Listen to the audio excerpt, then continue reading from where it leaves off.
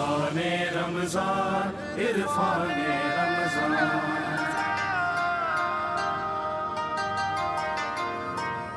السلام علیکم ورحمۃ اللہ وبرکاتہ۔ خیر مقدم ہے آپ کا عرفان رمضان کی اس خوبصورت نشریات میں۔ یہاں آپ کے پاس مکمل اختیار ہے، ٹیلی ویژن اسکرین پہ نمبر بھی چل رہا ہے، آپ لائیو کالز کر سکتے ہیں۔ حکمت رمضان میں ہم داخل ہو چکے ہیں۔ حکمت کے ابواب کو کھولنے کے لیے اور اس سے رہنمائی حاصل کرنے کے لیے آج ہم نے کس کو بلایا ہے؟ ہمیشہ کی طرح بہت شفقت فرماتے ہیں، بہت ہی ہر دل عزیز ہیں، بہت خوش بیاں ہیں۔ کیسے مزاج؟ الحمدللہ آپ خیریت سے ہیں؟ زبردست۔ آج کے ہمارے دوسرے مہمان میں یوں کہوں گا کہ اتحاد کے علمبردار بھی ہیں، ساتھ ساتھ ہر کسی سوال کو بہت مناسب اور ترتیب کے ساتھ نپے تلے جوابوں کے ساتھ ہمیشہ ہماری رہنمائی فرماتے ہیں۔ مفتی نوید عباسی صاحب السلام علیکم۔ وعلیکم السلام ورحمۃ اللہ۔ کیسے مزاج؟ اللہ کا کرم، آپ خیریت؟ ماشاءاللہ۔ آج صبح بہت اچھی گفتگو ہوئی، لوگوں نے بڑا پسند بھی کیا توبہ کے حوالے سے جو ہم نے گفتگو کی۔ آج ہم نے اس کو تھوڑا سا اور مزید تنوع دیا ہے استغفار کے حوالے سے، اور ساتھ ساتھ بتاتا چلوں بہت سے لوگ جب تسبیح کر رہے ہوتے ہیں تو تسبیح کے دوران بھی استغفار کہہ رہے ہوتے ہیں۔ یہاں پہ علماء ہماری رہنمائی فرمائیں گے کہ اس وقت جب آپ تسبیح کر رہے ہیں تو آپ کو استغفار کا جملہ بولنا ہے۔ اس میں کیا فرق ہے، ذرا اس پہ بات ہو جائے گی۔ مولانا صاحب پہلے تو ذرا اس کی رہنمائی فرما دیجیے گا، استغفار اور استغفار میں کیا فرق ہے؟ اعوذ باللہ من الشیطان الرجیم، بسم اللہ الرحمن الرحیم۔ صحیح عربی جو لفظ ہے وہ استغفار ہے، صحیح۔ اور کئی سارے ایسے الفاظ ہیں کہ جب کسی اور زبان میں وہ منتقل ہوتے ہیں تو اس کی شکل تھوڑی سی بدل جاتی ہے، جسے معرب کہا جاتا ہے۔ لیکن اگر ہم اردو میں بھی استغفار کہتے ہیں تو وہ زیادہ لطیف معلوم ہوتا ہے، زیادہ اچھا سننے میں خود سماعت لگتا ہے۔ تو استغفار صحیح لفظ ہے عربی زبان میں بھی، اور اردو میں بھی اسی طریقے سے کہیں تو زیادہ مناسب ہے۔ اور استغفار نہ عربی کا لفظ ہے، اچھا۔ اور اردو میں اگر معرب ہو کر بعض افراد استعمال کرتے ہوں تو وہ ان کا ذائقہ ہے اور ان کی حسن سماعت ہے، ورنہ استغفار کہنا زیادہ مناسب ہے۔ اچھا۔ یہ باب استفعال کا مصدر ہے، استغفار یعنی طلب مغفرت کے معنوں میں استعمال ہوتا ہے۔ اور جس نقطے کی طرح آپ نے اشارہ فرمایا اس حوالے سے ایک بڑا خوبصورت جملہ ہے ظاہراً چوتھے سرکار حضرت امام زین العابدین علیہ السلام کا، کہ لوگ دعا مانگتے وقت، عبادت کرتے وقت اس وقت کیوں استغفار کہتے ہیں؟ اس وقت تو ویسے ہی محو عبادت ہے، تو استغفار کرنے کا تو کوئی سبب نہیں بنتا ہے۔ اگر انسان گناہ کر رہا ہو تو گناہ کے دوران کہنے میں بات سمجھ میں آتی ہے۔ تو حضرت امام زین العابدین علیہ السلام کا ظاہراً یہ جملہ ہے، ارشاد فرماتے ہیں کہ الہی من کانت محاسنہ مساوی فکیف مساویہ مساوی۔ فرماتے ہیں کہ پروردگارہ جس کی نیکیاں بھی گناہ جیسے ہوں تو پھر اس کے گناہ کیسے بدتر ہوں گے؟ تو ہماری جو نمازیں ہیں، ہماری جو تسبیح ہیں، ہماری جو عبادتیں ہیں، وہ بھی اس قابل نہیں ہے کہ ہم پیش کر سکیں پروردگار میں یہ لے کر آیا ہوں بندگی کے اندر، ورنہ پروردگار کتنے ہی بڑے بڑے عابدوں کو پیش کرے گا، کہے گا کہ تمہاری نماز کہاں، دیکھو یہ عابد تھے، ان کی نمازوں کو دیکھو۔ تو حضرت امام زین العابدین علیہ السلام نے اسی طریقے سے مولا متقیان نے اور نبی اکرم صلی اللہ علیہ وسلم نے کئی مرتبہ بات بیان فرمائی ہے کہ خبردار اپنی عبادتوں پر گھمنڈ نہ کرے انسان۔ جو عبادت پر گھمنڈ کرنے والا ہے وہ شخص تھا کہ جسے مردود بنا کر پروردگار نے اپنی بارگاہ سے نکال دیا اور اسے شیطان نے رجیم کر دیا، اور شیطان کا بھی یہ جملہ تھا کہ پروردگارہ یہ ایک سجدہ تو معاف کر دے، اس ایک سجدے کے معاف کرنے کے بعد میں زمین کے چپے چپے پر تیرے لیے سجدہ کروں گا۔ لیکن خدا کی طرف سے آواز آئی، عبادت اسے کہتے ہیں جو ہماری مرضی سے ہو، اور جو تیری مرضی سے ہو اسے عبادت نہیں کہتے، بغاوت کہتے ہیں۔ عبادت نہیں کہتے، بغاوت کہتے ہیں۔ لہٰذا عبادت بھی ہو تو پروردگار کی مرضی کے مطابق ہو، اور ہم پروردگار کی رضا کی حصول میں کوشش کر سکتے ہیں، اس کوشش کو پروردگار ہے جو قبول کرنے والا۔ خوبصورت بات آپ نے کی۔ مولانا صاحب استغفار یہ فلسفہ تو بہت زمانے سے ہے، ہر قوم توبہ کرتی ہے، استغفار کرتی ہے۔ اس امت محمدی صلی اللہ علیہ وسلم کو خاص تحفہ کیا ملا ہے؟ یہ کیا وہ ترتیب اپنائے کہ جس سے وہ استغفار کرے تو قبول بھی ہو جائے اور ساتھ ساتھ وہ کریا بھی ہو، وہ عاجزی اور انکساری بھی ہو؟ ترتیب کیا ہو؟ بسم اللہ الرحمن الرحیم۔ بہت شکریہ، حضرت نے بھی کلام فرمایا استغفار کے حوالے سے۔ آج ہمارا موضوع چونکہ توبہ ہے جی، اور مجھے یہ لگتا ہے کہ آپ کی ٹیم نے یہ موضوع اس لیے رکھا کہ یہ دوسرا عشرہ ہے جی، اور نبی رحمت صلی اللہ علیہ وآلہ وصحبہ وبارک وسلم کا فرمان ہے کہ اس کے اول میں رحمت ہے، بیچ میں مغفرت ہے، اور آخر میں جہنم سے آزادی ہے۔ یہ حدیث مبارکہ موجود ہے اور کئی کتابوں میں موجود ہے، اور اس کی سند پر بھی کوئی اعتراض نہیں ہے۔ اگر آپ کچھ حوالہ پیش کرتے ہیں، کیونکہ قاری خلیل الرحمن صاحب سے یہ سوال پوچھا گیا تھا تو انہوں نے کہا کہ نہیں، ایسی کوئی ترتیب نہیں ہے، ہم نے خود سے اس کو سیگمنٹائز کیا ہے۔ نبی رحمت صلی اللہ علیہ وسلم کا فرمان موجود ہے، مشکات میں موجود ہے، دیگر کتب احادیث میں موجود ہے نبی علیہ السلام نے فرمایا کہ اس کے اول میں رحمت ہے. طویل حدیث ہے, میں اس کے آخری حصے کو جو ہے وہ وَأَوَّلُهُ رَحْمَةٌ وَأَوْسَطُهُ مَغْفِرَةٌ وَآخِرُهُ عِتْقٌ مِّنَ النَّارِ. اچھا تو اب اول میں رحمت ہے تو بیچ میں مغفرت ہے اور آخر میں جہنم کی آگ سے آزادی ہے. اب حدیث مبارکہ میں یہ موجود ہے تو ہم نے کیا کیا, ہم سے مراد یہ کہ ہمارے محدثین نے, شارحین نے یہ کیا, ان کا جو پہلے 10 دن ہیں وہ رحمت کے ہیں, بیچ والے 10 دن وہ مغفرت کے ہیں اور آخری 10 دن یہ جہنم کی آگ سے آزادی کے ہیں. یہ ترتیب بڑے بڑے فقہاء نے, نہ جانے حضرت چونکہ موجود نہیں ہے تو ان کی غیر موجودگی میں بات کرنا میرے لیے مناسب نہیں ہے. آپ نے ظاہر ہے سوال کیا, آپ کا یہ حق ہے, تو جب وہ کبھی موجود ہوں گے تو پھر ہم اس حوالے سے ان سے بات کریں گے کہ آیا انہوں نے اس سند پر اعتراض کیا یا سرے سے ان کا انکار کیا, انکار کی کیا وجوہات ہیں. بہر صورت معاملہ یہ ہے کہ نبی رحمت صلی اللہ علیہ وسلم کا یہ فرمان اپنی جگہ پر موجود قائم ہے اور ایک عرصے سے لوگ اسی ترتیب سے چلے آ رہے ہیں اور امت کا تعامل اور امت کا جو عمل ہے وہ بھی یہی ہے. تقریباً اس پر امت کا اجماع ہے. اب کوئی ایک شخصیت کہہ دے کہ ایسا کچھ نہیں ہے تو اس سے تو اجماع امت جو ہے وہ باطل نہیں ہو سکتا. اور آپ نے بھی کبھی اس سے پہلے نہیں سنا ہوگا, کسی اور نے بھی نہیں سنا ہوگا, حضرت کا اپنا نقطہ نظر ہے. تو مجھے لگتا یہ ہے کہ آپ نے اس لیے اس کا انتخاب کیا آج پہلے دن تاکہ مغفرت کے حوالے سے, توبہ کے حوالے سے بات ہو جائے. تو ایک بات میں آپ کو گوش گزار کروں, صبح بھی میں نے کہا تھا کہ توبہ کا اور استغفار کا یہ آپس میں چولی دامن کا ساتھ ہے. اس میں ایک لفظ کو اور اضافہ کر لیں, ذم کا. تو یعنی ظاہر ہے کہ جب ہم توبہ کرتے ہیں, استغفار کرتے ہیں تو وہ ذنب سے ہوتی ہے, ٹھیک ہے, اور جب ذنب سے ہوتی ہے تو اب ہمارے گناہ ہیں, ہم روزمرہ اپنی زندگی میں گناہ کرتے ہیں اور اللہ تعالیٰ کی رحمت کا عجیب انداز ہے. اویس بھائی آپ ذرا اندازہ لگائیے, قرآن مجید فرقان حمید نے یہ بات ارشاد فرمائی ہے, من جاء بالحسنۃ فلہ عشر امثالہا ومن جاء بالسیئۃ فلا یجزی الا مثلہا. کہ جب ہم نیکی کرتے ہیں تو پروردگار اس نیکی کی وجہ سے بھی ہمارے گناہوں کو کیا کرتا ہے, معاف کرتا ہے, کم کرتا ہے. جب ہم نیکی کرتے ہیں تو اللہ تعالیٰ نے کیا ارشاد فرمایا, جس نے ایک نیکی کی اس نے ایک نہیں کی, اس کی مثل اس کے لیے 10 ہیں. ومن جاء بالسیئۃ فلا یجزی الا مثلہا. اور اگر جس نے برائی کی, گناہ کیا, تو اس کے لیے وہی ہے جو اس نے کیا.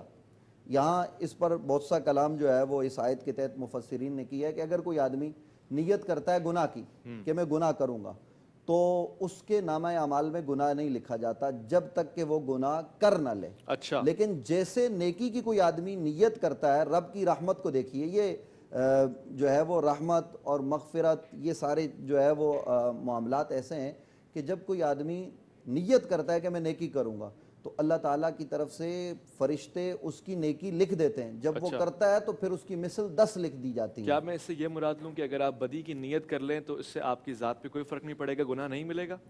دیکھیے, بدی کی نیت کرنا اور اس سے معاملات میں اتار چڑھاؤ آنا یہ ایک الگ بات ہے, لیکن عند اللہ وہ بدی اس وقت ہوگی کہ جب آپ کریں گے. جب تک عمل میں آئے گا. ایک انسان ہے وہ خیال کرتا ہے کہ پروردگار ہمیں ڈیل دے رہا ہے اور ہمیں موقع فراہم کر رہا ہے کہ ہم گناہ کی طرف چل کر جائیں اور رک جائیں.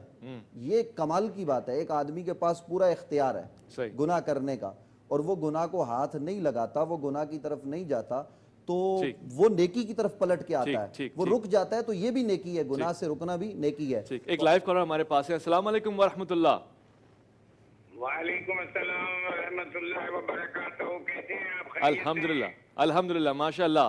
علماء کرام کی بزم میں آپ ہیں. محسن نقوی بیٹا کر رہا ہوں حیدرآباد سے. جی نقوی صاحب, خیر مقدم میں آپ کا کیا سوال پوچھیں گے؟ آپ بہت بہترین پروگرام ماشاءاللہ, اس کو جاری و ساری رکھیں.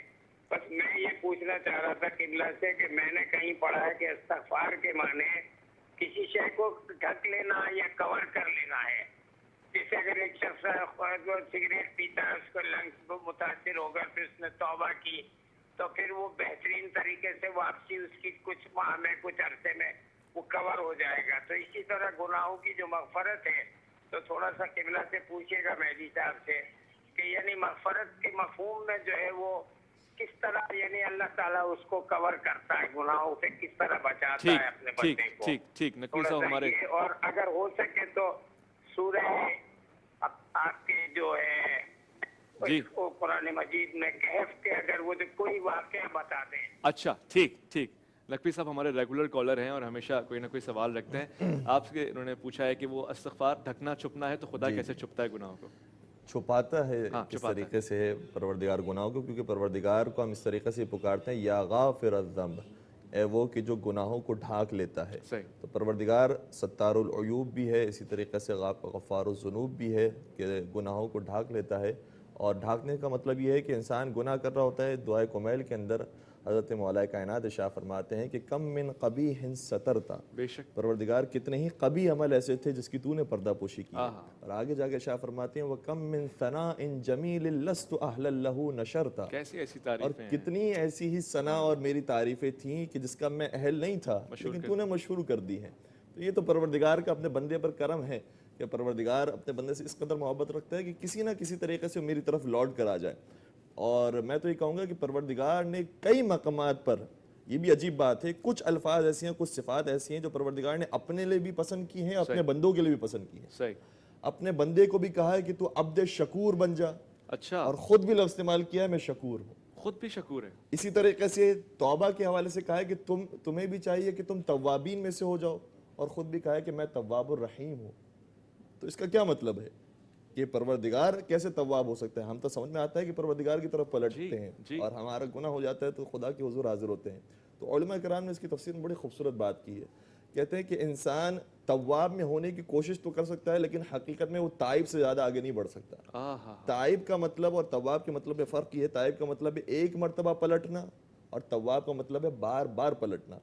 اور جیسے کہ صبح کی نشریات کے اندر بھی عرض کیا تھا ہم نے کہ توبہ کا جو لغوی معنی ہے وہ پلٹنے کے معنوں میں ہے، صحیح، رجوع کرنے کے معنوں میں ہے۔ تو بندہ ایک مرتبہ رجوع کرتا ہے پروردگار کی طرف، اس لیے تائب کہلاتا ہے۔ لیکن جو توفیق توبہ اسے ملی ہے وہ خدا کے رجوع کرنے کی وجہ سے اسے ملی ہے۔ سبحان اللہ۔ اور جب وہ خدا کے رجوع کرنے کی وجہ سے توفیق پیدا کر لیتا ہے اور توبہ کر لیتا ہے تو پھر خدا ہی ہوتا ہے جو اس کی طرف دوبارہ پلٹتا ہے اور اس کے گناہ کو معاف کر دیتا ہے۔ ماشاءاللہ، سبحان اللہ۔ تو پروردگار تواب ہے، ہم تائب ہیں، اور خدا کا یہ لطف و کرم ہے کہ وہ پردوں کی جو عیبوں کی پردہ پوشی کرتا ہے اور گناہوں کو ڈھانک لیتا ہے۔ گناہوں کو ڈالتا ہے۔ بہت خوبصورت گفتگو ہو رہی ہے یہاں پر۔ عشرہ مغفرت کے حوالے سے آپ فرما رہے تھے، یہ جو 10 دن ہیں اسی میں اگر ہم مغفرت طلب کریں گے تو مغفرت ملے گی، باقی ایام میں نہیں ملے گی؟ نہیں، ایسا ہرگز نہیں ہے۔ مغفرت اللہ تعالیٰ کی بارگاہ سے ہر لمحہ ہر وقت طلب کرنی چاہیے اور ہر ایک کو طلب کرنی چاہیے۔ صحیح۔ میں آپ کے گوش گزاری یہ بات کروں کہ حضرات انبیاء کرام نے بھی اللہ کی بارگاہ میں کثرت سے استغفار کیا، صحیح۔ ٹھیک ہے، اور اولیاء اللہ کا یہ سلسلہ رہتا ہے کہ وہ لیل و نہار اللہ کی بارگاہ میں استغفار کرتے رہتے ہیں، صبح و شام کرتے رہتے ہیں۔ نبی رحمت صلی اللہ علیہ وآلہ وصحبہ وبارک وسلم نے اپنی امت کو باقاعدہ طور پر اس کی تعلیم فرمائی ہے کہ وہ اللہ کی بارگاہ میں پلٹیں، رجوع کریں۔ قرآن مجید فرقان حمید نے کہا یا ایھا الانسان ما غرک بربک الکریم، اے بھٹکے ہوئے انسان پلٹ اپنے پروردگار کی طرف۔ کس نے اب دھوکے میں رکھا؟ یہ جو پروردگار کی طرف پلٹنے کی بات ہے تو یہ عام ہے، کسی بھی وقت کوئی آدمی پلٹ آئے، وہ بڑھاپے کی دہلیز پر قدم رکھ چکا ہو اور وہاں سے وہ لوٹے تو پروردگار اپنے ملائکہ سے کہتا ہے کہ اس کے گناہ مٹا دو، مجھے اس کے سفید بالوں سے حیا آ رہی ہے۔ سفید بالوں سے حیا آ رہی ہے۔ پروردگار اتنی حیا فرماتا ہے کہ وہ بندہ ساری زندگی گناہوں میں گزار دے، وہ ایک لمحے پلٹ آئے۔ اور یہاں یہ بات ذہن میں رہنی چاہیے ہمارے، خاص طور پر میں نوجوانوں سے اس لمحے جو ہے وہ یہ بات کر رہا ہوں کہ جوانی میں کی گئی توبہ، جوانی میں کی گئی عبادت، اس کا جو رتبہ ہے نا وہ بڑھاپے کی عبادت اور توبہ کا نہیں ہو سکتا۔ آپ اپنی جوانیاں اللہ کے راستے میں لگا لیں اور کل کی امید پر گناہ مت کریں، توبہ کی امید پر گناہ مت کریں۔ پروردگار معاف کرنے والا ہے، کوئی کتنا ہی بڑا گناہ گار کیوں نہ ہو، لیکن آپ اگر اس امید پر گناہ کرتے چلے جائیں گے کہ جناب میں تو توبہ کی مجھے توفیق مل جائے گی، میں بخش دیا جاؤں گا، تو کیا پتہ آپ کی زندگی کا کس لمحے خاتمہ ہو جائے اور آپ کو توفیق نہ مل سکے۔ اس لیے جو لمحات میسر ہیں، اور خاص طور پر ماہ رمضان المبارک، آپ نے یہ سوال کیا، تو رمضان المبارک کی اصل میں وجہ یہ ہے کہ رمضان میں صحیح حدیث ہے کہ نفل کا ثواب جو ہے وہ فرض کے برابر کر دیا جاتا ہے، فرض کا 70 فرائض کے برابر کر دیا جاتا ہے۔ تو زکوٰۃ بعض لوگ رمضان میں دیتے ہیں، بہت زیادہ نیک اعمال رمضان میں کیے جاتے ہیں۔ اب اس کا یہ مطلب نہیں ہے کہ یہ رمضان میں ہی ہوتے ہیں، اس کا مطلب یہ ہے کہ رمضان میں یہ لوگ جو کرتے ہیں نا تو ان کو ایک اپنی لالچ ہوتی ہے، چلیں جی میں یہاں کروں گا تو اگر میں زکوٰۃ فرض کے طور پہ ادا کر رہا ہوں تو مجھے 70 فرض کا ثواب مل جائے گا، میں نفل کے طور پر کوئی صدقہ کر رہا ہوں تو مجھے فرض کے برابر ثواب مل جائے گا۔ تو یہ انسان کی جو فطرت میں ایک وہ طبیعت میں نیکی کی طرف رجحان ہے، وہ اس کی وجہ سے رمضان میں کرتا ہے۔ تو رمضان المبارک میں اس لیے کثرت سے آپ دیکھتے ہیں قراتوں کو لوگ جو ہے وہ کوئی رات کے نوافل پڑھ رہا ہے، کوئی نماز تراویح کی ادائیگی کر رہا ہے، کوئی جناب صبح تہجد کی نماز کی ادائیگی کر رہا ہے، کچھ لوگ تلاوت قرآن میں مشغول ہیں. یہ نیکیوں کا موسم بہار ہے، تو اس میں پھر کثرت سے لوگ استغفار بھی کرتے ہیں، توبہ بھی کرتے ہیں، اور توبہ کے لیے کچھ شرائط ہیں. لیکن رزق حلال کھا کر بندہ اگر ماہ رمضان المبارک میں روزے رکھ کر شام کے وقت افطار کے لمحات میں اللہ کی بارگاہ میں توبہ کرے، صبح جب اٹھے تہجد کی نماز ادا کرے، پھر اس کے معان بعد وہ بالاسحار ہم یستغفرون کے مطابق جو ہے وہ توبہ کرے، تو پھر دیکھیے کہ پروردگار کے لطف و کرم کی بارشیں کس طرح چھم چھم برستی ہیں. اور گناہ پروردگار تو دھونا چاہتا ہے، پروردگار تو بہانا چاہتا ہے کہ کوئی کسی طرح ان کے گناہوں کو جو ہے وہ معاف کر دیا. گناہوں کی دو اقسام ہیں، ایک تو وہ جو ہم نے اس کی معصیت کی ہے، جو ہم نے نافرمانی کی ہے، نماز کا حکم تھا، نماز میں کوتاہی کی، سستی کی، بطالی کی. ایک وہ جو بندگان خدا سے ہیں. اب کسی بندے کا دل دکھایا ہے، ماں کا دل دکھایا ہے، باپ کا دل دکھایا ہے، احساس ہو گیا، پروردگار سے معافی مانگ رہے ہیں، صبح و شام توبہ اور استغفار کا ورد کر رہے ہیں، کیا یہ توبہ اور استغفار کوئی کام لائے گی؟ بہت اچھا سوال آپ نے کیا. حدیث کے اندر آتا ہے اور کئی ساری روایات کے اندر یہ واقعہ ملا ہے. دیکھیے شہادت سے بڑی تو کسی کو موت نہیں ملتی نا، شہادت سب سے بڑی موت ہے. لیکن اس کے باوجود بھی ایک شہید جب اللہ کے رسول کی خدمت میں لایا گیا تو کہا گیا کہ اس شہید کے گناہ ویسے تو پروردگار نے معاف کر دیے ہیں، لیکن اس کے ذمے قرض موجود تھا. جب تک وہ قرض اس کے ورثہ ادا نہیں کریں گے پروردگار اسے معاف نہیں فرمائے گا. اللہ اکبر. اس لیے حتیٰ حقوق اللہ کے اندر جو بڑے بڑے اعمال ہیں وہ بھی پروردگار اپنی جانب سے معاف کر دیتا ہے جب ایک شخص شہید ہو گیا ہے یا اس سے توبہ کر لی اور اس کے بعد انتقال ہوا ہے. لیکن جو حقوق العباد کے اندر کمی رہ گئی ہے تو جب تک بندہ معاف نہیں کرے گا اس وقت تک پروردگار معاف نہیں کرتا ہے. ایک جوان جس کی روح بڑی مشکل سے نکل رہی تھی، نبی اکرم کو بلایا گیا، کہا گیا کہ اس کے لیے دعا کیجئے کہ اس کی روح آسانی سے پرواز کر سکے.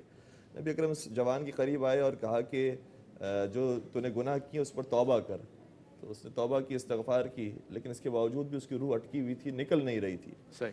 تو کہا کہ اس کی والدہ قریب تھی، کہا کیا تو اس سے ناراض ہے؟ اللہ. کیا اس نے تجھے اذیت پہنچائی ہے، تکلیف پہنچائی ہے؟ کہا کہ ہاں تکلیف تو اس نے بہت مجھے پہنچائی تھی. تو کہا کہ بس تو اسے معاف کر دے.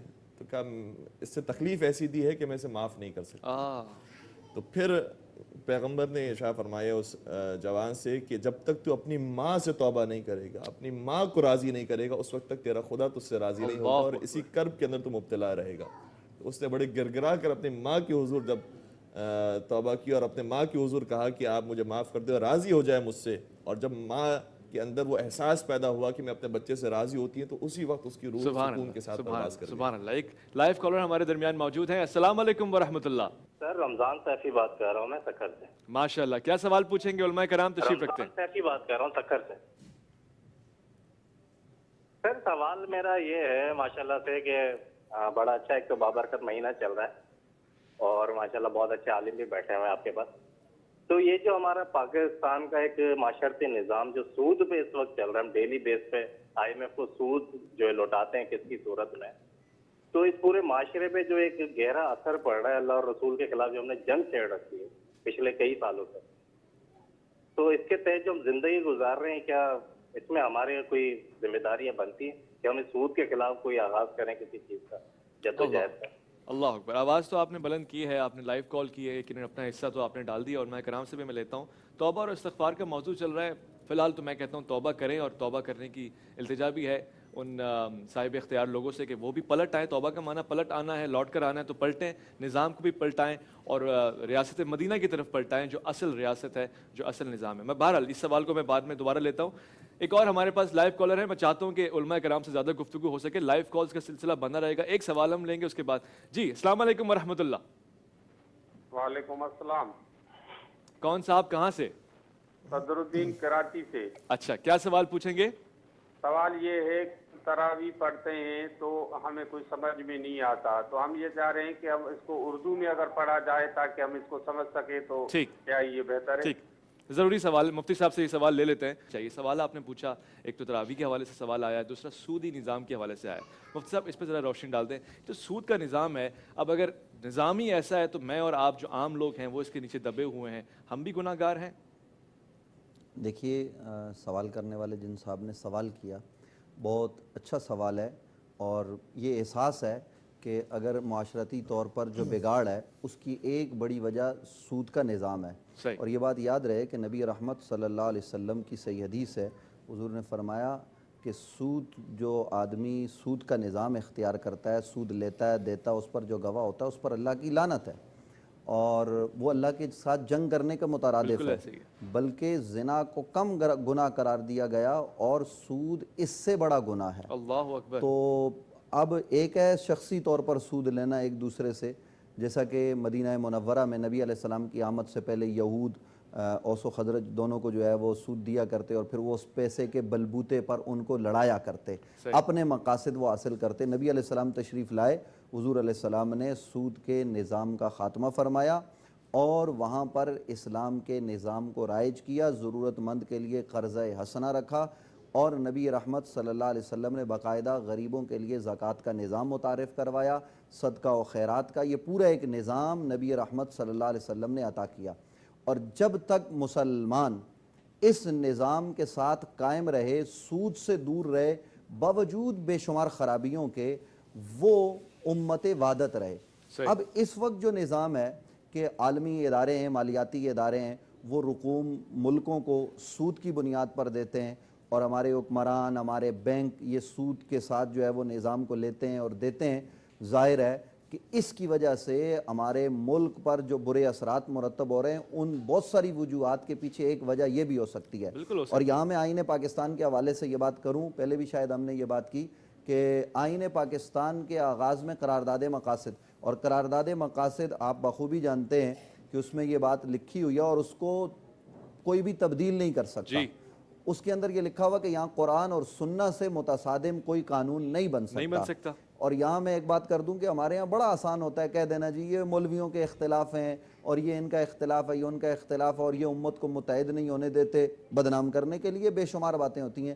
مجھے آپ یہ بتائیے سود پر کس مولوی نے اختلاف کیا آپس میں؟ کسی کو اختلاف نہیں ہے. سود کے حرام ہونے پر کس کا اختلاف ہو سکتا ہے؟ لیکن یہاں جب ہم اتحاد کے ساتھ سود کا رد کرتے ہیں, سود کے خلاف بات کرتے ہیں, تو پھر ہمارے یہی مالیاتی ادارے کہتے ہیں جی ضرورتیں, آپ اپنی ضرورتوں کو کم کیجئے, آپ اپنے معیار زندگی میں سادگی کو لائیے, اور روزمرہ کے معمولات میں جو حکومتی ہیں ان میں آپ کمی کیجئے, سود کو آپ چھوڑ دیجئے, دیکھیے گا برکتیں پروردگار کی طرف سے نازل ہوں گی. ضرورتیں ایک طرف, میں یہ کہتا ہوں کہ اتنی بڑھ کے ضرورتیں ہو گئی ہمارے لیے کہ ہم اللہ اور اس کے رسول سے جنگ کرنے کے لیے تیار ہو گئے. یعنی اللہ اور اس کے رسول سے جنگ کرنے کا ہم تصور بھی نہیں کر سکتے. یہ ملک پاکستان عاشقان اور عشاق کا ایک ملک ہے, یہاں پہ ہر بندہ عاشق ہے, عاشق رسول ہے. وہ کیسے تصور کر سکتا ہے کہ اللہ اور اس کے رسول سے جنگ کرے معاذ اللہ. مگر اگر نظام ایسے ڈھانچے میں ڈال دیا گیا تو پھر یقیناً ہمیں ضرورت ہے اس میں ایک دفعہ نظر دوڑانے کی. بات تراویح پہ بھائی, اور سوال ایک اظہر صاحب نے پوچھا کہ تراویح میں ہم معنی نہیں سمجھ پا رہے, قرآن کے مفہوم سے آگاہی نہیں مل رہی, شناسائی نہیں مل رہی, تو اس کے لیے کوئی حل بتا دیں.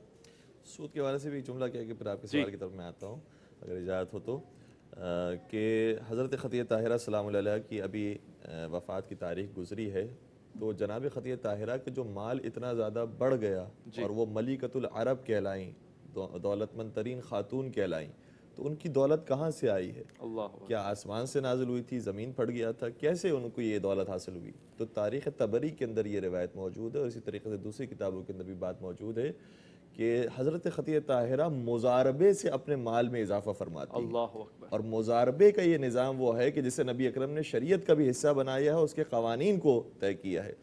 تو حضرت خدیجہ طاہرہ کسی صادق اور امین شخص کا انتخاب فرماتی تھی, اور اسی طریقے سے یہ بات ہوتے ہوتے حضرت نبی اکرم صلی اللہ علیہ وسلم تک آئی کہ پھر انہیں جب تجارت کے لیے بھیجا گیا تو وہ مال کثیر لے کر لوٹے. سبحان اللہ. اور یہ بھی عجیب بات ہے کہ حضرت نبی اکرم مال کثیر خدیجہ طاہرہ کے لیے لے کر لوٹے تھے, تو پھر خدیجہ طاہرہ اور نبی اکرم کو پروردگار نے کوثر کی صورت میں بھی خیر کثیر عطا فرمایا. سبحان اللہ. تو ہمارے لیے تو نظام موجود ہے, مزاربے کا نظام ہے, اسی طریقے مفتی صاحب نے بیان فرمایا زکوٰۃ کا جو نظام ہے, اور پھر قرض الحسنہ کا نظام ہے. تو یہ سارے نظام ہمیں دے کر گئے تھے نبی اکرم.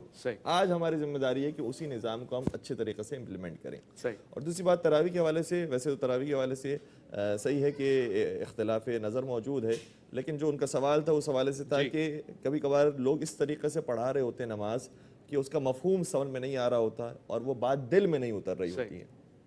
یہ بات قرآن کریم نے کئی مرتبہ بیان فرمائی ٹھہر ہے کے پڑھنے کا حکم ہے. جی جی ورتل القرآن ترتیلا کہ قرآن کو ٹھہر ٹھہر کے پڑھا جائے. اور اسی طریقے سے یہ کہ افلا یتدبرون القرآن تم قرآن میں غور و فکر کیوں نہیں کرتے ہو. اور کتنے ہی مقامات پر حکم دیا گیا ہے کہ تم تفکر کرو تم تدبر کرو. تو حقیقت میں تو ہمیں یہی حکم ہے کہ قرآن کریم کو صرف طوطے کی طرح ہماری زبان پر جاری نہیں کرنا ہے بلکہ حقیقت میں اس میں تدبر کرنا ہے تفکر کرنا ہے. البتہ کبھی کبھار جب تفکر کی بات کی جاتی ہے تو لوگ اس طرف بھی چلے جاتے ہیں جو روشن فکر ہوتے ہیں کہ پھر ہمیں قرآن کیا پڑھنے کی کیا ضرورت ہے, ہم ترجمہ ہی پڑھ لیں. جس طریقے سے وہ سوال کرنے والے بھائی نے بھی یہ کہا کہ پھر ہم اگر اردو میں ہی پڑھ لیں تو کیا ہی بہتر ہے, تو وہ اس طرف چلے جاتے ہیں. تو اگر صرف اردو میں پڑھنا شروع کر دیں تو آج آپ اردو میں پڑھ رہے ہیں, ایک ہمارا برابر میں پڑوسی ملک ہے وہاں پر کسی اور زبان میں فارسی میں شروع ہو جائے گی, کسی اور زبان میں انگلش میں شروع ہو جائے گی, چینی میں شروع ہو جائے گی. تو یہاں پر جو امت کا اتحاد ہے اور ایک جو شریعت جو دی گئی ہے وہ ٹوٹ جائے گا, ختم ہو جائے گی. پھر ہر ایک اپنے اپنے دین اور اپنے اپنے مذہب کو ایجاد کر لے گا. تو واحد دین واحد مذہب پروردگار عالم نے دیا ہے, اسی کے مطابق رہنا ہے. اور جو حکم پروردگار عالم نے اس کے ساتھ دیا ہے کہ جو عربی ہے اس کے ساتھ تدبر کرو تفکر کرو. مولا متقیان ابن المؤمنین حضرت علی ابن ابی طالب علیہ السلام ارشاد فرماتے ہیں کہ لا خیر فی عبادت لیس فیہا تدبر یتفقہون. فرماتے ہیں کہ اس عبادت میں کوئی خیر نہیں ہے جس میں تدبر و تفکر نہ ہو. اللہ اکبر. تو قرآن کریم بھی پڑھیں تو تدبر و تفکر کے ساتھ, نماز پڑھیں تو تدبر و تفکر کے ساتھ, جو دعائیں مرسوم ہیں اور منسوب ہیں ائمہ اطہار السلام سے یا نبی اکرم سے اس کو بھی ترجمے کے ساتھ پڑھیں تاکہ لطف محسوس ہو. بہت خوبصورت بات آپ نے کی, اور میرے ذہن میں بھی ایک قول معروف آیا ہے جس میں حضرت فرما رہے ہیں کہ آپ کے پاس اگر وہ گناہ ہے جس کے کرنے کے بعد آپ کو پشیمانی ہے, ندامت ہے, اللہ رب العزت کی بارگاہ میں وہ گناہ اور وہ پشیمانی جو اس کے بعد آپ کو ہوئی ہے اس افتخار سے زیادہ اچھا ہے جس میں نیکی کرنے کے بعد آپ کو فخر محسوس ہو رہا ہے کہ میں نے یہ کام سر انجام دیا ہے. وہ پشیمانی بہت قبول ہے پروردگار کو. حضرت کچھ کہنا چاہ رہے ہیں؟ میں اصل میں حضرت نے جو باتیں ارشاد فرمائی قرآن مجید فرقان حمید کی تلاوت کے حوالے سے, ہمارے یہاں جو تراویح کا نظام ہے تو وہ طریقہ کار یہ ہوتا ہے کہ 4 رکعتیں بڑی سکون سے پڑھی جائیں, پھر اتنی دیر بیٹھ کر اس کو سمجھا جائے. صحیح. کوئی آدمی سمجھائے یا آپ خود سمجھیں. اور قرآن مجید فرقان حمید بڑے سکون سے پڑھنا چاہیے. قرآن نے خود کہا ورتل القرآن ترتیلا, اور جو قرآن مجید فرقان حمید کو بہت تیز تیز پڑھتے ہیں اور یعلمون تعلمون کے سوا کچھ سمجھ میں نہیں آتا, اور بہت سارے لوگ اس جلدی کے چکر میں کہ جلدی نماز ہو جائے گی, اور بہت سارے لوگ ویسے قرآن مجید فرقان حمید کی ترتیب کا اس کی ترتیل کا خیال نہیں کرتے. ایسے لوگ عبرت پکڑیں. نبی رحمت صلی اللہ علیہ وآلہ وسلم کا فرمان ہے کہ رب قاری للقرآن والقرآن یلعن. بہت سارے قرآن پڑھنے والے ایسے ہیں کہ قرآن ان پر لعنت کرتا ہے. وہ کون لوگ ہیں؟ جو قرآن مجید فرقان حمید کو بگاڑ کر پڑھتے ہیں, جو قرآن مجید فرقان حمید کے پڑھنے کا حق ادا نہیں کرتے. نبی رحمت صلی اللہ علیہ وسلم یہ چیز تو ہمارے پاس چھوڑ کر گئے کہ اس کو تم تھام کے رکھو. حضور نے فرمایا 2 چیزیں ہیں تمہارے پاس, ایک قرآن, دوسری میری اہل بیت ہے. تو قرآن مجید فرقان حمید کا اگر ہم حق ادا نہیں کریں گے, اس وقت ہم جو پستی کا شکار ہیں نا, ہم نے قرآن کا حق ادا کرنا بھی چھوڑ دیا اور مصطفیٰ صلی اللہ علیہ وسلم کی اہل بیت کے حقوق میں بھی ہم کوتاہی کے مرتکب ہوئے. اس لیے آج ہمیں یہ دن دیکھنے پڑ رہے ہیں. تو خدا را تلاوت کرنے والے قاری, ان سے بھی یہ گزارش اور التماس ہے کہ آپ قرآن کو اس کے حق کے ساتھ پڑھیں. اور جو سماعت کرنے والے ہیں وہ جلدی نہ کریں. مساجد میں بعض دفعہ حفاظ کو کہا جاتا ہے انہوں نے 2 گھنٹے لگا دیے 3 لگا دیے. ارے بھائی جتنا ٹائم لگا دیا کیا ہو گیا؟ آپ قرآن مجید فرقان حمید کو سنیں, وہ جو شیریں زباں میں پڑھ رہا ہے آپ اس کو سنیں اور اپنے اندر روحانیت محسوس کریں. اب تو پیش امام کا انتخاب بھی یہ دیکھ کر ہوتا ہے کہ کس کی سپیڈ زیادہ ہے اور کون جلدی جلدی فارغ کرے گا, کہاں پہ پہلے شروع ہے کہاں پہلے ختم ہے. اس سے تھوڑا بڑھ کے ہمیں آگے اصل میں آج کل ایک اور چیز بھی ہو گئی ہے. ایک تو یہ بھی آج کل دیکھا جاتا ہے, اور آج کل مسجد میں ایئر کنڈیشن ہے یا نہیں, کون سی مسجد ایئر کنڈیشن والی ہے. اب ہم ان سہولیات کی طرف آ گئے. آپ دیکھیے کہ اس دور میں جب نبی علیہ السلام نماز پڑھاتے تھے کوئی ایئر کنڈیشن تھا؟ تو وہاں قرآن مجید فرقان حمید فجر کی نماز میں تلاوت ہو رہا ہے, وہ دور تک آواز آ رہی ہے. ختم القرآن میں کہاں پہ کیا چیز مل رہی ہے یہ بھی بڑا معنی رکھتا ہے. یہ بھی چیزیں دیکھی جاتی ہیں. تو اس لیے میں آپ کے اس پلیٹ فارم سے یہ گزارش کروں گا تمام لوگوں سے کہ آپ قرآن مجید فرقان حمید یہ اللہ کا کلام ہے اور پروردگار کے کلام کو اس کے حق کے ساتھ پڑھیں, نہ یہ کہ آپ قرآن کو اس انداز میں پڑھیں کہ وہ ہم پر لعنت کرے. تو خدا را اپنی مساجد میں ان لوگوں کا انتخاب کیجئے جو قرآن کو اس کے حق کے ساتھ پڑھتے ہیں اور قرآن پر عمل کرنے کی کوشش. اور دوسری بات جو انہوں نے کہی تھی نا کہ اردو میں پڑھیں یا نہیں, ہمارے ہاں یہ ایک بڑا عجیب مزاج ہو گیا. حضرت میری بات سے شاید اتفاق کریں, اختلاف کرنے کا بھی حق ہے, کہ قرآن مجید فرقان حمید کی جو عربیت ہے اب اس کو ختم کرنے کے لیے ایک منظم سازش ہے, جی آپ اپنی زبان میں پڑھ لیں, کیا ہو گیا؟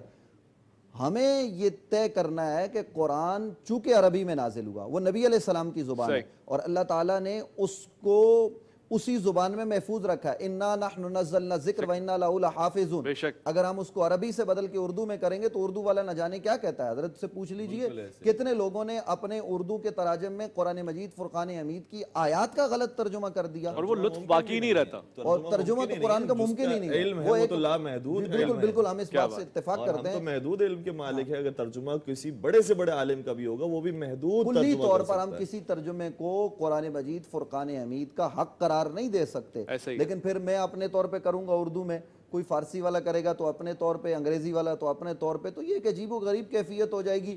پھر 270 سے زیادہ جیسے اناجیل آ گئی تو ایسے دنیا میں جو ہے وہ کئی نسخے، لیکن ایسا ہو نہیں سکتا۔ اِنَّا نَحْنُ نَزَّلْنَا الذِّكْرَ وَإِنَّا لَهُ لَحَافِظُونَ، اس قرآن کو، اس ذکر کو ہم نے نازل کیا، ہم ہی اس کی حفاظت کرنے والے ہیں، تو ہمیں قرآن مجید فرقان حمید کو ترتیل کے ساتھ اور تدبر کے ساتھ، فہم کے ساتھ پڑھنا چاہیے، اور اس کی عربی ہمیں اپنے بچوں کو ضرور سکھانی چاہیے۔ بڑا المیہ یہ ہے کہ چھوٹے بچے اب تو جب پیدا ہوتے ہیں، آنکھیں کھولتے ہیں، تو اس وقت ایک زبان تو عربی ہے جو ان کو سیکھنی چاہیے، لازمی سیکھنی چاہیے۔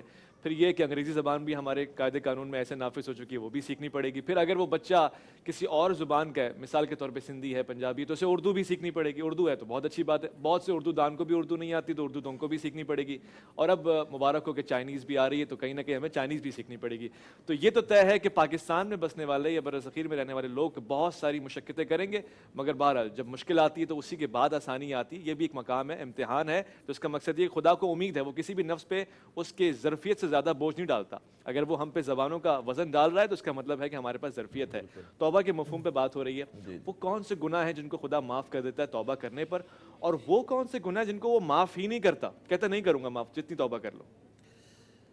ویسے تو قرآن کریم میں ایک بڑا خوبصورت سا قانون ہے کہ ارشاد یہ ہوتا ہے کہ ان الحسنات یذہبن السیئات، آئے ہائے ہائے، تم نیکیاں کرتے چلے جاؤ، ہم تمہاری برائیاں خود بخود پاک کرتے چلے جائیں گے، سبحان اللہ۔ اور دھوتے جائیں گے۔ تو اور یہ نبی اکرم صلی اللہ علیہ وسلم کی حیات طیبہ کے اندر یہ واقعہ ملتا ہے کہ ایک شخص تھا جو گناہ کیا کرتا تھا، تو نبی اکرم کے پاس آیا، عرض کرنے لگا کہ یا رسول اللہ میں گناہ کرتا ہوں، آپ مجھے بتا دیجئے میں کیسے اس کے استغفار کروں، کیسے توبہ کروں۔ نبی اکرم نے اسے سوال کیا، یہ بتاؤ کہ ابھی ہمارے پیچھے نماز پڑھی تھی، آئے تھے مسجد میں نماز پڑھنے کے لیے؟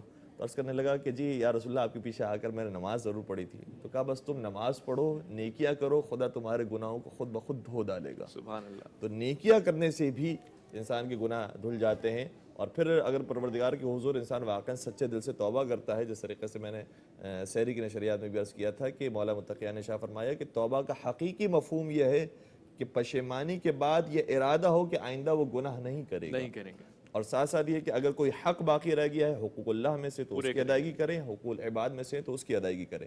اچھا، کچھ چیزیں ایسی ہیں کہ جس کے بارے میں کبھی کبھار انسان محسوس کرتا ہے کہ میرے یہ توبہ، میرا یہ ظلم اتنا زیادہ ہو گیا ہے، گناہ اتنا بڑھ گیا ہے کہ کیسے پروردگار اسے معاف فرمائے گا۔ تو کتنی ہی احادیث کے اندر یہ آیا ہے کہ اگر تمہارے گناہ پہاڑوں کے برابر بھی ہوں اللہ اکبر، تب بھی پروردگار اسے بھی معاف فرما دے گا، کیونکہ پروردگار کی رحمت زیادہ وسیع ہے، تمہارے گناہ زیادہ چھوٹے۔ سبحان اللہ، سبحان اللہ۔ ایک بہت بڑے عالم دین، بلکہ بعض افراد نے انہیں امام بھی لکھا ہے، اچھا، ایک ان سے غلطی ہو گئی تھی۔ امام زہری چوتھے سرکار حضرت امام زین العابدین علیہ السلام کے زمانے میں تھے، اور وہ قاضی القضات تھے، اچھا، اور حکم دیا کرتے تھے، قضاوت کیا کرتے تھے، فیصلے کیا کرتے تھے۔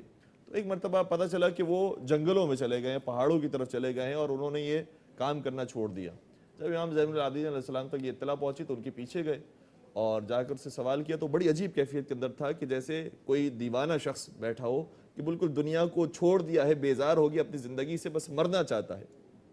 کہا کہ زہری کیا ہوا تمہارے ساتھ؟ صحیح، کہا کہ ہوا یہ کہ ایک معصوم آدمی کو میں نے یہ حکم دیا کہ اس کے اوپر حد جاری کی جائے اور اسے قتل کر دیا جائے اور اس سے قصاص لیا جائے، تو میں نے ایک بے گناہ اور بے جرم کو مار دیا۔ اللہ، اب مجھے یقین ہے کہ پروردگار میرا یہ گناہ معاف نہیں کرے گا اور میں آتش جہنم میں چلا جاؤں گا خدا نہ خواستہ۔ جب اس نے یہ بات کہی تو امام زین العابدین علیہ السلام نے بڑا خوبصورت جملہ شاہ فرمایا تیرا یہ دوسرا گناہ پہلے گناہ سے بڑھ گیا۔ اللہ اکبر، کہتے ہیں میں نے تو ایک ہی گناہ کیا ہے، دوسرا گناہ کون سا کیا ہے؟ تو کہا کہ تو جو دوسرا گناہ کر رہا ہے وہ اللہ کی رحمت سے نا امیدی کا گناہ ہے۔ اگر تو نا امید ہو گیا تو یہ زیادہ بڑا گناہ ہے اس گناہ کی نسبت، کہ اگر تو نے غلطی سے کسی کو قتل کرنے کا حکم دے دیا۔ حاصل کلام ہے یہ۔ تو پروردگار کے حضور آ کر بس انسان جھکے، پروردگار کی رحمت اتنی زیادہ وسیع ہے کہ اس کے سارے گناہوں کو معاف کر دے گی. صرف ایک گناہ جس کے بارے میں قرآن کریم میں بھی آیت موجود ہے، وہ شرک اور کفر کا گناہ ہے. ظاہر سی بات ہے کہ شرک کا مطلب یہ کہ جو خدا ہی کو نہیں مانتا، خدا کا کسی کو شریک قرار دیتا ہے، یا خدا کا انکار کرنے والا جو کافر ہو گیا ہے، جب وہ خدا ہی کو نہیں مانتا تو اس سے لوٹنے کا ثواب، اس کی توبہ کا سوال پیدا ہی نہیں ہوتا. ورنہ اس سے ہٹ کر جتنے گناہ ہیں پروردگار ان تمام گناہوں کو معاف فرمائے. تمام گناہوں کو معاف کرتا ہے. اچھا، یہ گفتگو کا ایک ایسا پہلو ہے، تمام ہی گناہوں کو معاف کر رہا ہے، اور پھر جیسے آپ نے فرمایا کہ یہ امید لگانا کہ اب وہ معاف نہیں کرے گا، یہ اس سے بڑا گناہ ہے جو آپ نے کیا ہے. بالکل ایسا. مگر شرک کے حوالے سے اگر کسی سے غیر دانستہ طور پہ ایسی کوئی غلطی ہو جائے، عام طور سے اب یہ ماحول جو بن گیا ہے، ذرا سی بات پہ کسی کو فتویٰ دیا جاتا ہے کہ آپ نے شرک کر دیا اور مشرک ہو گئے، تو اتنا کمزور گناہ ہے کہ ذرا سی غلطی سے ہو گیا، آپ کا اندازہ بھی نہیں تھا، آپ نے سوچا بھی نہیں تھا، تصور بھی نہیں کر سکتے، مگر غیر دانستہ طور سے کہیں سے ہو گیا، تو اس کا مطلب ہے اب آپ کے کوئی گناہ معاف نہیں ہوں گے. ان الشرک لظلم عظیم، شرک تو ظلم عظیم ہے. صحیح. اور جیسے حضرت نے فرمایا کہ وہ معاف نہیں ہوتا کیونکہ ہم اللہ کے متوازن ایک نظام قائم کرتے ہیں اور پھر پروردگار کی جگہ کسی اور کو اپنا معبود بناتے ہیں. صحیح. تو جس کو ہم نے معبود بنا لیا ہے پروردگار کے علاوہ، تو وہ گناہ معاف نہیں ہوگا. صحیح. آپ نے بڑی اچھی جانب توجہ دلائی ہے کہ آج کل تکفیریت کا جو نظام ہے کہ بات بات پر لوگوں کو کافر، مشرک اور نہ جانے کیا کچھ قرار دینا، یہ ایک عام روش بن چکی ہے. اور پہلے تو یہ تھا کہ کچھ چند لوگ ہوتے تھے جو فتویٰ بازی کا کام کیا کرتے تھے، لیکن اب تو فیس بک ہر آدمی کے ہاتھ میں ہے، سوشل میڈیا ہے، آپ اٹھائیں ہر آدمی مفتی بنا ہوا ہے. تو نبی رحمت صلی اللہ علیہ وسلم کا ایک فرمان میں آپ کے سامنے رکھ دوں اس لمحے. آقا علیہ السلام ہر سال شہدائے احد کے مزارات پر تشریف لے جاتے. احد میں جو لوگ شہید ہو گئے، سید الشہداء سیدنا حضرت امیر حمزہ اور دیگر شہداء، تو حضور وہاں جاتے. راوی کہتے ہیں کہ حضور ان سے خطاب فرماتے، وہ ہم سے بھی ہوتا اور ان سے بھی ہوتا. تو ہم نے حضور سے پوچھا یا رسول اللہ یہ سنتے ہیں؟ تو حضور نے فرمایا تم سے زیادہ سنتے ہیں. اور پھر حضور اکرم صلی اللہ علیہ وسلم جب اپنی ظاہری حیات کے آخری برس وہاں تشریف لے گئے تو نبی علیہ السلام نے وہاں خطاب فرمایا، اور اس خطاب میں حضور انور صلی اللہ علیہ وآلہ وصحبہ وبارک وسلم نے فرمایا کہ اب مجھے اس بات کا قطعاً کوئی ڈر خوف نہیں کہ میرے بعد میری امت شرک کرے گی. یعنی شرک کا ڈر مجھے نہیں رہا، ہاں مجھے اس بات کا خوف ہے کہ میرے بعد میری امت دنیا کی محبت میں، درہم و درائم کی محبت میں پڑ جائے گی. تو نبی علیہ السلام نے جس خوف کا وہاں پہ اظہار فرمایا کہ اس کا مجھے خوف ہے، تو وہ تو آج نظر آ رہا ہے، درہم و درائم کی محبت. تو کسی کو مشرک قرار دینا کسی بھی معمولی سی بات پر، یہ کون سا طریقہ ہے؟ نبی رحمت صلی اللہ علیہ وآلہ وصحبہ وبارک وسلم کے دین کو ہم قبول کرنے والے لوگ ہیں، دین میں داخل لوگ ہیں. ہم گناہگار ہو سکتے ہیں، ہم سیاکار ہو سکتے ہیں، ہمارے اندر کئی عیب ہو سکتے ہیں، لیکن کسی کو بغیر سوچے سمجھے یک جنبش قلم آپ نے شرک کا فتویٰ دے کر معاشرے میں جو ایک ایجانی کیفیت آپ بپا کرتے ہیں، یہ کہاں کا انصاف ہے؟ خدارہ لوگ اس سے باہر نکلیں، باز آئیں. ہمارے ہاں تو یہ ہے کہ جس آدمی میں اگر جو ہے وہ 100 علامتیں پائی جائیں اور 100 میں سے 99 کفر کی ہوں، ایک ایمان کی ہو، تو ایمان والی بات کو قبول کیا جائے گا. بہت خوبصورت، بہت عمدہ. یہ جو اویس بھائی اس وقت معاشرے میں چل رہا ہے، یعنی ذرا سی بات نہیں ہوئی، رمضان نشریات چل رہی ہیں، یہاں اس عالم دین نے کوئی بات کی، انہوں نے کوئی بات کی، تو اب ہم تو یہاں بیٹھے ہوئے ہیں، کوئی دوسرے مکتبہ فکر کا وہ بھی بیٹھا ہوا ہے، لیکن جو سوشل میڈیا کی ٹیمیں ہوتی ہیں وہ جناب دیکھیے اس مشرک کو کیسے لتاڑ دیا، اس جناب اس جو ہے وہ کافر کو کیسے لتاڑ دیا. یہ اختیار آپ کو کس نے دیا ہے؟ میں یہ سوال کرتا ہوں. ہمارے وہ ادارے جن کو جو ہے نا وہ بڑا زوم ہوتا ہے کہ جناب ہم فوراً دہشت گرد پکڑتے ہیں، یہ کرتے ہیں وہ کرتے ہیں، سب سے بڑی دہشت گردی مسلمان کو کافر قرار دینا. اس سے بڑی دہشت گردی اس ملک میں کیا ہو سکتی ہے؟ ہمارے جو اقتدار پر براجمان لوگ ہیں وہ اس کا قلع کما کریں. وہ قلع کما کرنے کے بجائے خود بعض دفعہ اس میں مبتلا ہو جاتے ہیں. ایسے تکفیری لوگوں کا خاتمہ کیا جائے جو امت کو مشرک قرار دیتے ہیں. اور مجھے کہنے دیجئے کہ ایسے لوگ جو امت کو مشرک قرار دیتے ہیں وہ جہنم کے کتے ہیں. کہ آپ جو ہے وہ امت کی اکثریت کو مشرک قرار دیں اور جناب پھر جو ہے وہ آپ جہاد کے فتوے دیتے پھریں. ضرور جہاد کا تصور ہے، قرآن کی آیات موجود ہیں، ہمیں اس کا ساتھ دینا ہے، لیکن آپ جو ہے وہ اپنے ہی فوج کے گلے کاٹیں. لا الہ الا اللہ محمد الرسول اللہ آپ بھی پڑھ رہے ہیں اور وہ بھی پڑھ رہا ہو، اور پھر آپ اس کو جو ہے وہ کافر قرار دے کر جو ہے وہ مار دیں. نبی علیہ السلام کے سامنے یہ کیس آیا کہ ایک صحابی نے ایک شخص کو قتل کر دیا اور وہ یہ کہہ رہے تھے کہ میں جو ہے نا وہ تمہارا دین قبول کر لیا ہے. جب حضور علیہ السلام کی بارگاہ میں یہ سوال ہوا تو نبی علیہ السلام نے کہا یا رسول اللہ وہ تو دیکھ کے جو ہے وہ مجھے میرے خوف سے پڑ رہا تھا. حضور نے کہا تھا کیا تم نے اس کے اندر جا کر جھانک کر دیکھا؟ ہائے ہائے ہائے ہائے. یعنی آپ دیکھیے کہ پھر حضور علیہ السلام نے برات کا اعلان کیا. آج کیا ہو رہا ہے معاشرے ہمیں میں؟ کوئی حقیہ حاصل نہیں ہے کسی کے بارے میں ججمنٹ دینے کا. ہم تو فتویٰ دے رہے ہیں، کافر اور مشرک کہہ رہے کسی ہیں. کو کافر قرار دینا یک جنبش قلم، بغیر کسی ہیل و حجت کیل و کال کے آپ اور بات کر سکتے ہیں، آپ اس کے گناہ کی بات کر سکتے ہیں، آپ اس کو رائے راست پر لانے کی بات کر سکتے ہیں. صاحب آپ کو کس نے اختیار دے دیا کہ آپ اس سے معاشرے میں ایک جانی کیفیت بپا کریں؟ اور جو کچھ معاشرے میں ہوتا ہے اور پھر جناب فسادات شروع ہو جاتے ہیں، قتل و غارت گری شروع ہو جاتی ہے،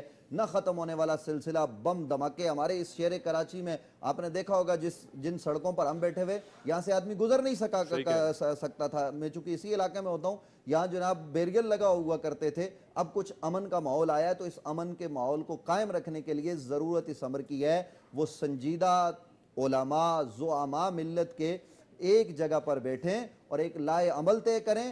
اپنی فکر کو چھوڑیے نہیں اور کسی کو چھیڑیے نہیں. اگر آپ اس پر عمل کریں گے تو یقیناً آپ کو جو ہے وہ بہت ساری اس معاشرے میں سکون بہت سارے والی پردے ہو چیزیں جائیں مل گے. ٹھیک کہہ رہے ہیں حضرت، کتنا آسان ہو گیا کسی کو بھی کافر مشرک کہہ دینا. کوئی سزا تو بتائیں یا احادیث کا مطالعہ کر کے آپ لوگوں کے سامنے رکھیں. عام فہم کے لوگ کتنی آسانی سے ذرا سی کوئی غلطی دیکھتے ہیں ایسا تاثر لے لیتے ہیں اور فوراً سے فتویٰ دے لیتے ہیں جبکہ وہ عالم نہیں ہے. بالکل ایسے ہی. بہت اچھے نقطے کی طرف اشارہ فرمایا آپ نے بھی اور آپ نے بھی. نبی اکرم صلی اللہ علیہ وسلم یہ اشارہ فرماتے ہیں کہ میں جیسے سامنے کی طرف دیکھتا ہوں ویسے پیچھے کی طرف بھی دیکھتا ہوں. میں دل کے حالات سے واقف ہوں.